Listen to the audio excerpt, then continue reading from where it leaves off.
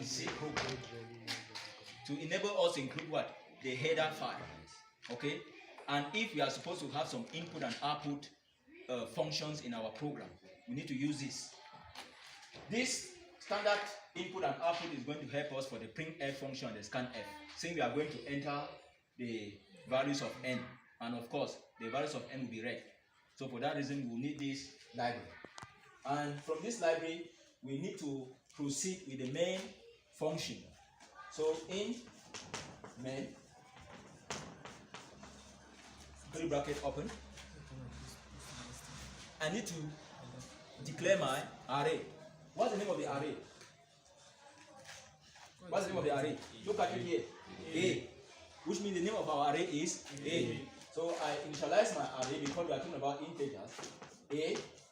What is our n? 3. This is our n given to us. So I write 3, 3, semicolon. After this, I have k there as a variable because it changes from here. Okay? I have rows and what? Columns. So these are equally what? Variables. Because the rows are changing. See, row 1, row 2, row 3, they are changing. Column 1, column 2, column 3. So they are variables. And that counter k starts from 1. So this is a 1. When we increment the counter to k plus 1, what is 1 plus 1? 2. It will go to the next one and fill it. So that's how we are going to be moving. So right now, I'm going to also initialize what? I'm going to initialize row, column, and what? And k equals to 1, semicolon. When this is done, I now proceed to ask the user, do I even need to ask the user to put in a value again? No. The reason is because we have already had a value put here, given to us from the question. If we want the user to put its own value, we make the question or the exercise or the task dynamic.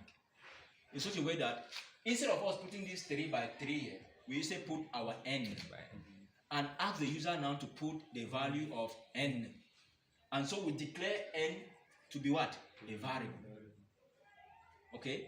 Or we can take the highest n. I saw in the question proceed and talk about 5. So we can declare n to be 5. So the user should enter a value of n between that 5. So, but not 0. Because the two are greater than 0. So let us assume that this n has been given to us and we are using it because it's not all of us can write a function to ask a value of n and give it. And so I proceed with my for loop to check the range of the rows, whether it is actually within from 1 to 3. So how do I do it? I start from a row equals to what? 0. If I start from row equals to 1, there's no problem. But it's always good to start from 0 because arrays start counting from where? 0. From 0. So 0, semicolon. Then my row, is it supposed to be greater than 3? Because our row, this is a row here. Less than. It's less than 3 also. Because we have started from 0. Okay? So we have to put 3. Why is it that we are not putting less than or equal to?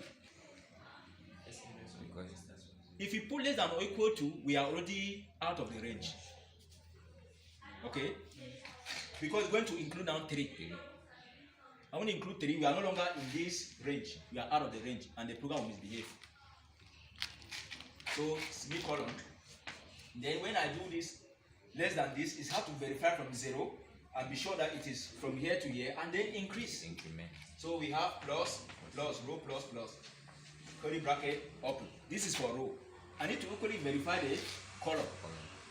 So I say for column equals what? 0 as well. Then you have column less than what? Less than 3.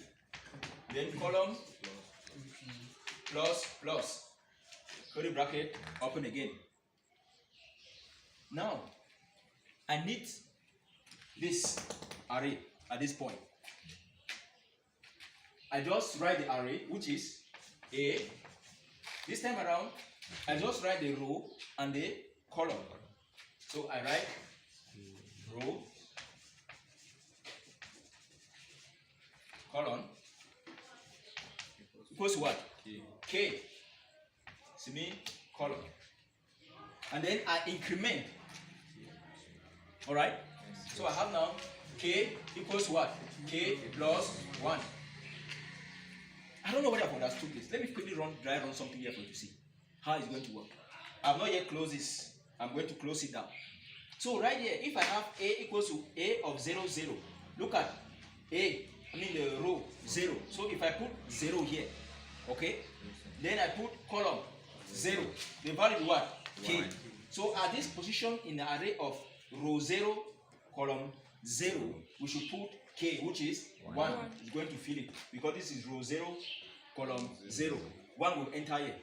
After that, I increase my K before I start verifying again because these are within the loop.